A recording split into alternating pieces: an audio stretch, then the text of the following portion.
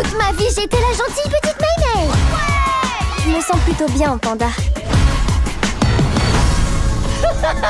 Ta pauvre chérie. Arrête, je t'en supplie. It's gonna be me. Salut à tous les amis, on se retrouve pour une nouvelle vidéo critique. Cette fois-ci, on va parler du dernier Pixar, Alerte Rouge, qui est disponible sur Disney+, qui est sorti le 11 mars. Juste avant de commencer la vidéo, bien évidemment, n'hésitez pas à laisser un petit pouce bleu et à vous abonner à la chaîne. Juste avant de commencer la critique, je ne sais pas si vous avez écouté les nombreuses polémiques qu'il y a autour de ce film, alors qu'ils sont plus étonnantes les unes que les autres et puis que je trouve complètement débiles. Alors pour vous expliquer, Pixar est racheté par Disney depuis 2006 et en fait des anciens employés ou toujours les employés de Pixar ont fait un communiqué sur Twitter en faisant une lettre ouverte.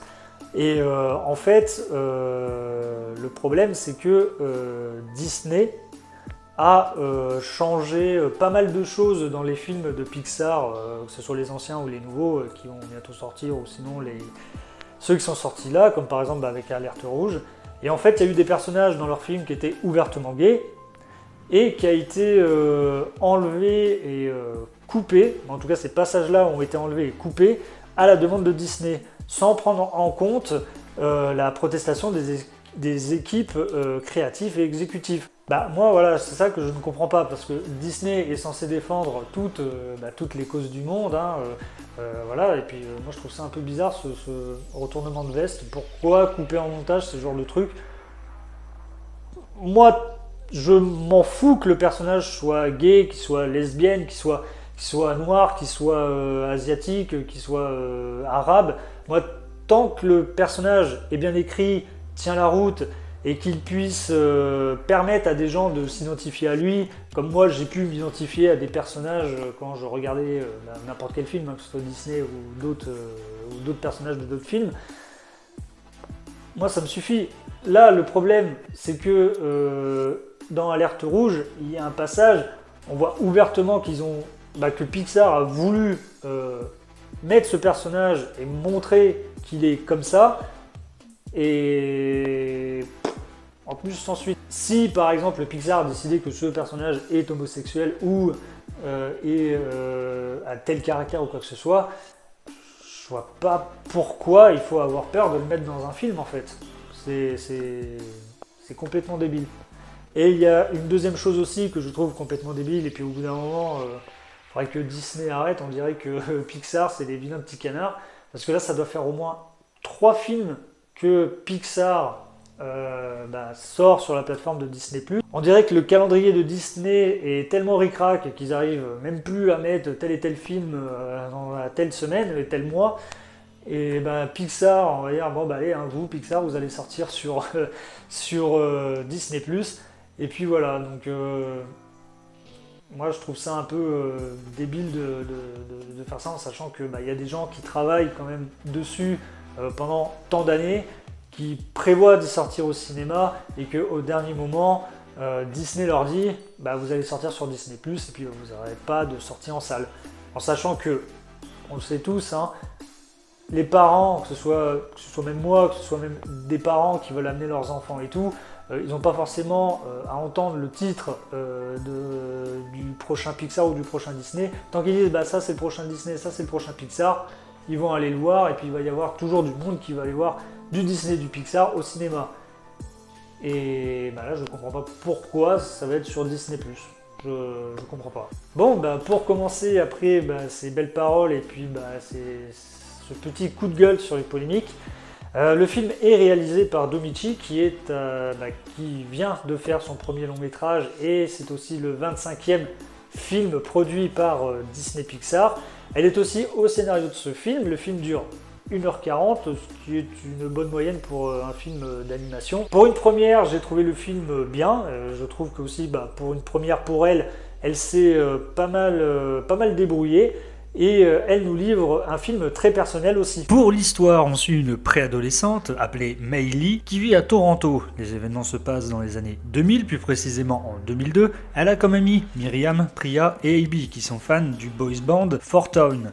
Un jour, Mei se réveille en géant pandarou lorsqu'elle ressent des émotions trop fortes. Cette malédiction touche tous les membres féminins de la famille qui ont le don de se métamorphoser en pandarou à cause de leurs ancêtres. Alors après, vous avez peut-être pu y voir dans des articles sur ce film ou sinon dans les bandes annonces, toutes les métaphores que peut envoyer ce film. Ça va surtout parler de la crise d'adolescence, ça va parler aussi de la puberté. Alors il y a certaines situations qui vont me parler, puis je pense à d'autres personnes aussi. Alors après, je sais que le personnage est féminin, donc ça va surtout parler de règles, que le corps féminin qui change au moment de la puberté, que le personnage féminin va beaucoup être attiré par les garçons et tout, donc elle aura des envies, pas des envies, pardon, on dit comme ça, c'est vrai que elle aura des envies, mais plus elle aura des moments où elle va être un petit peu plus attirée et tout par tel et tel garçon, et moi je trouve ça bien qu'on parle de ça et que des petits garçons voient ça aussi, parce que comme ça fera pas tabou. Voilà, moi, là où vraiment ça me parle plus, c'est vraiment l'émancipation par rapport à tenir tête à ses parents ou quoi que ce soit, et puis de plus être couvé par ses parents. Tout le monde est passé par là car on veut tous se détacher de ses parents. On voit tout de même que le film fait très années 2000 car la situation se passe en 2022. Elle fait même beaucoup référence à cette période-là. Car de temps en temps on voit le personnage principal se filmer avec un caméscope, car oui, les jeunes, on n'avait pas de portable qui pouvait filmer et puis même peut-être prendre des photos, mais filmer non, on n'avait pas ça. On n'avait pas ça, puis on n'avait pas aussi les réseaux sociaux qui sont aussi développés que maintenant. Parce que sinon un pandarou géant, je pense que ça passerait très très vite sur internet s'il y avait ce genre de situation là. Mais voilà, il y a aussi les Tamagotchi. Ils font référence aux Tamagotchi quand même. Putain, qu'est-ce que c'était chiant ça, les Tamagotchi. On devait s'en occuper, mais H24. Et puis même quand une personne ne pouvait pas s'occuper, qui te demandait de s'occuper de son Tamagotchi, c'était déjà très très chiant. Alors putain, ça c'était vraiment le truc que je détestais, des Tamagotchi. Ah, puis aussi la grande période des boys bands, ça fait très années 90, début années 2000, car le personnage principal et puis aussi son groupe est fan de boys band. Après on peut trop rien dire parce que maintenant c'est revenu un peu à la mode et puis même les anciens boys bands des années 90 là commencent à rechanter leurs vieux tubes ou refaire des albums. Donc voilà, puis c'est revenu un peu à la mode aussi avec les groupes de K-pop qu'il y a ces derniers temps. J'ai aimé le conflit mère-fille, comment il est abordé dans le film, le fait qu'elle soit couvée, qu'elle ne veut pas décevoir ses parents et puis même ses amis, qu'elle veut grandir et devenir une femme qui s'affirme et qui veut aussi s'émanciper. Et il faut souligner que la réalisatrice a déjà fait ce genre d'histoire avec un court-métrage qui là parle d'une mère qui n'a pas fait qui n'a pas fait le deuil, on va dire, que son fils soit parti de la maison familiale. Et je crois que le court-métrage s'appelle Bayo, et oui, je crois que c'est Bayo. Et franchement, il est très touchant et très mignon, donc je vous invite à aller le voir. Donc voilà, grosso modo, un peu le message du film. Il faut profiter de sa jeunesse, parce que, qu'on le veuille ou non, on grandit vite, mais il faut tout de même garder sa part de jeunesse, car c'est pas tout le temps drôle d'être adulte. Alors la technique de l'animation est très bonne et j'ai beaucoup aimé, car ça se ressent qu'elle a beaucoup été inspirée par les mangas. On y voit grâce aux animations gestuelles et puis même faciales, qui sont plutôt drôles. Après, je peux me tromper, mais je trouve que ça ressemble beaucoup au dernier film d'animation des studios Ghibli qui est en 3D. Après, je peux peut-être me tromper parce que j'avais vu quelques images, quelques bandes annonces. Et je trouvais que ça y ressemblait, donc voilà, après je peux peut-être me tromper. Il y a aussi des situations qui font référence un peu à la culture asiatique, comme par exemple vers la fin, je vous spoil pas, ça fait surtout référence un peu au film de gros monstres, un peu à la Godzilla.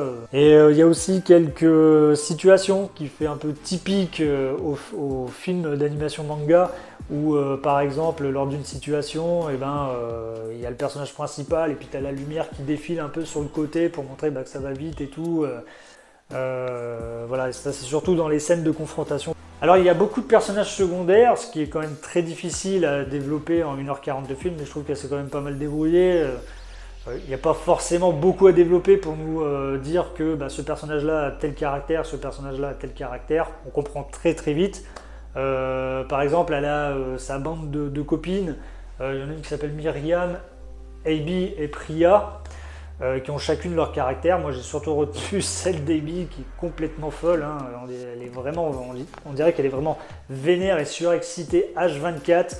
On dirait qu'elle a pris 30 tasses de café avant de venir à l'école. Elle est complètement cinglée, c'est vraiment tout le contraire de moi. Mais voilà, c'est vraiment le personnage qui m'a beaucoup fait rire.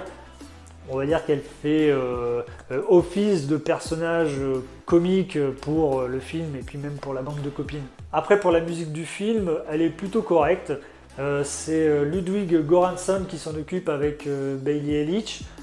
Donc après, Billie Eilish, on la présente plus, hein, elle est connue pour la génération de maintenant et tout.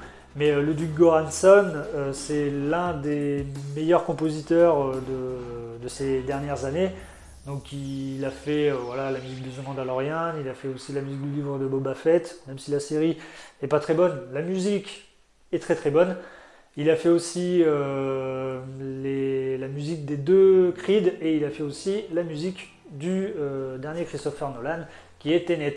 Donc là pour le coup c'est pas sa meilleure musique, ça fait juste le taf, ça accompagne bien le film, et voilà, c'est tout ce qu'on demande. En conclusion, ce n'est pas un grand Pixar, le film reste tout de même agréable et bon à regarder. Dommage qu'il soit sorti directement sur la plateforme de Disney+, et pas au cinéma. Ça aurait mérité au moins une sortie en salle, mais je ne comprends pas trop ce que Disney veut faire en sachant que c'est le 3e film Pixar sorti sur la plateforme Disney+. Je lui mets une note de 6 sur 10, c'est un film qui traite un sujet qui a déjà été abordé de nombreuses fois, mais il le fait très bien sur le problème de l'adolescence. Le film est fait pour les petits comme pour les grands, la partie humour est bien dosée. Maintenant, plus qu'à attendre l'été pour voir le film Pixar sur Buzz l'éclair.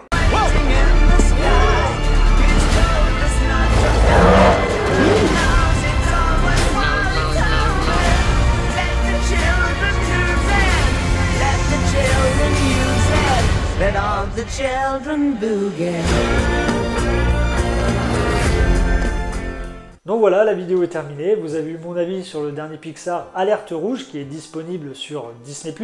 Laissez-moi un commentaire pour me dire ce que vous avez pensé de ce film. Laissez-moi aussi un petit pouce bleu si vous avez aimé la vidéo et abonnez-vous à la chaîne pour voir mes prochaines vidéos. Moi je vous dis à une prochaine vidéo. Ciao!